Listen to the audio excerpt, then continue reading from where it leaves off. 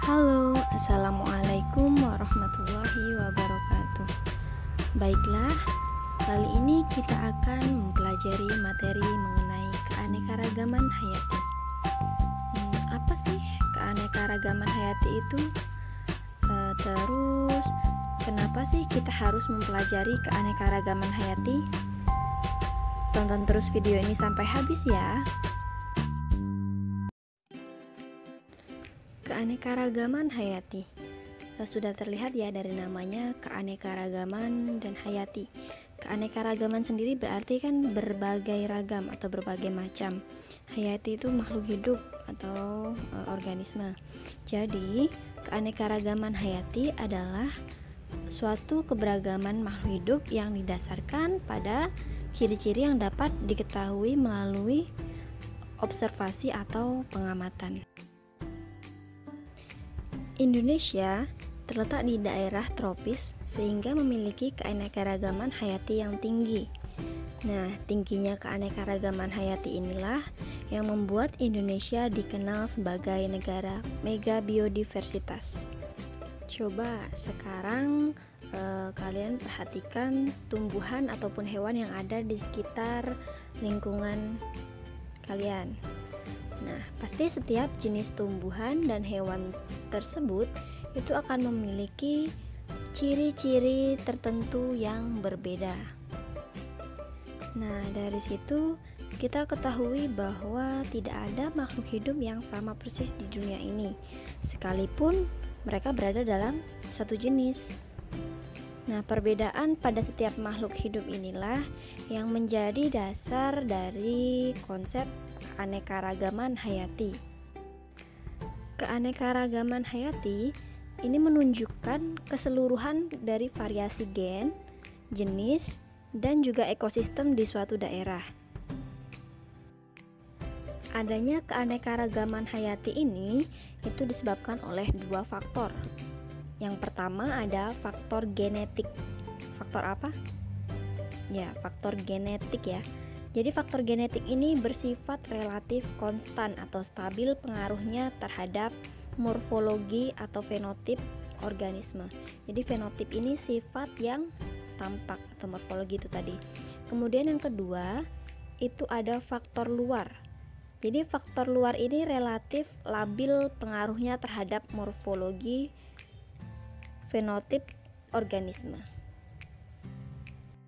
Setelah kita mengetahui apa itu keanekaragaman hayati, kita akan lanjut ke tingkatan dari keanekaragaman hayati.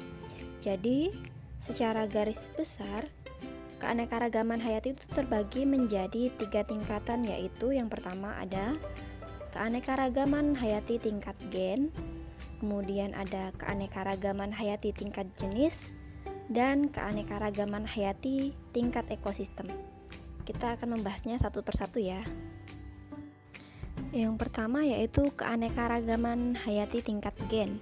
Jadi, kita ketahui dulu bahwa gen itu sendiri merupakan unit terkecil yang terdapat di dalam kromosom yang berfungsi untuk mengatur dan mengendalikan sifat keturunan suatu makhluk hidup. Jadi, susunan perangkat gen inilah yang akan menentukan ciri dan sifat pada individu yang bersangkutan. Jadi, perbedaan gen pada setiap makhluk hidup akan menyebabkan sifat yang tidak tampak atau genotip dan sifat yang tampak atau fenotip pada setiap makhluk hidup itu akan berbeda.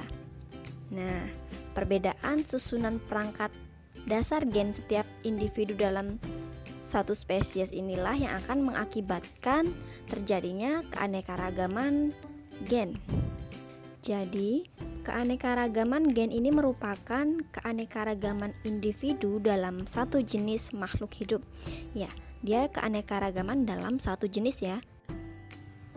Nah, untuk mengetahui secara jelas keanekaragaman hayati tingkat gen ini dapat dilihat di gambar berikut. Nah, jadi yang pertama ada gambar bunga mawar.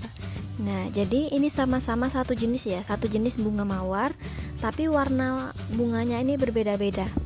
Ada yang warnanya merah, ada yang putih, ada yang oranye, ada yang pink, dan ada yang ungu. Kemudian ada gambar macam-macam mangga ya. Nah, jadi di sini ada mangga gadung, mangga gedong gincu, mangga golek, mangga apel, mangga kelapa, mangga madu.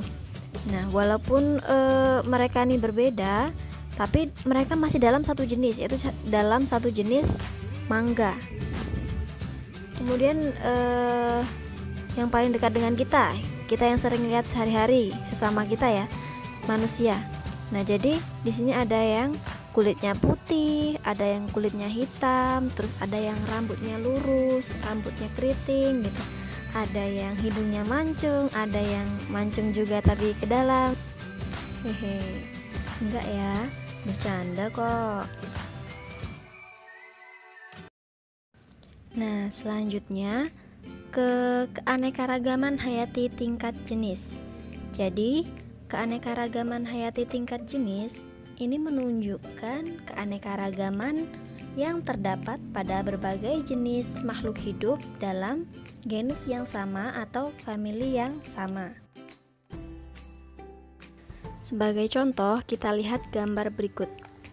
Nah, jadi di sini ada gambar keanekaragaman hayati tingkat jenis, yaitu antara singa, harimau, dan macan tutul. Kenapa termasuk ke dalam keanekaragaman hayati tingkat jenis? Karena ketiganya ini termasuk ke dalam genus yang sama, yaitu Panthera. Namun ketiganya memiliki ciri-ciri fisik yang berbeda. Dan yang terakhir yaitu keanekaragaman hayati tingkat ekosistem. Sebelumnya kita ketahui dulu apa itu ekosistem. Jadi, ekosistem itu merupakan suatu kesatuan yang dibentuk oleh hubungan timbal balik antara komponen biotik atau makhluk hidup dengan komponen abiotik, yaitu lingkungannya. Pada dasarnya, keadaan dari komponen abiotik di suatu ekosistem ini akan mempengaruhi jenis-jenis komponen biotik yang hidup di dalamnya. Nah, peristiwa inilah yang dapat mengakibatkan terjadinya keanekaragaman hayati tingkat ekosistem. Sebagai contoh, kita lihat gambar berikut.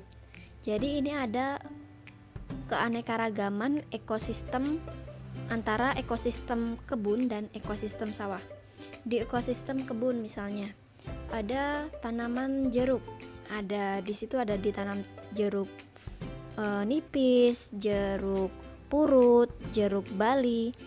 Nah, ketiganya ini menunjukkan keanekaragaman tingkat jenis. Hal ini dikarenakan ketiganya memiliki genus yang sama, yaitu sitrus. Kemudian pembandingnya adalah ekosistem di sawah. Di sawah terdapat berbagai macam tanaman padi. Misalnya ada padi IR, padi sedani, padi rojo lele, di mana ketiga jenis tanaman padi ini menunjukkan keanekaragaman tingkat gen karena termasuk dalam jenis yang sama, jenis tanaman yang sama, yaitu tanaman padi. Nah, itulah tadi materi tentang keanekaragaman hayati. Jadi, keanekaragaman hayati ini perlu kita pelajari agar kita mengetahui tentang pentingnya keanekaragaman hayati bagi keberlangsungan hidup kita, hidup manusia ya. Nah, selain itu, keanekaragaman hayati juga perlu untuk dilestarikan agar dapat dimanfaatkan secara berkelanjutan dan dapat menjaga keseimbangan dari ekologi. Baik, sampai di sini dulu materi kita tentang keanekaragaman hayati. Terima kasih sudah menonton dan selamat belajar. Assalamualaikum warahmatullahi wabarakatuh.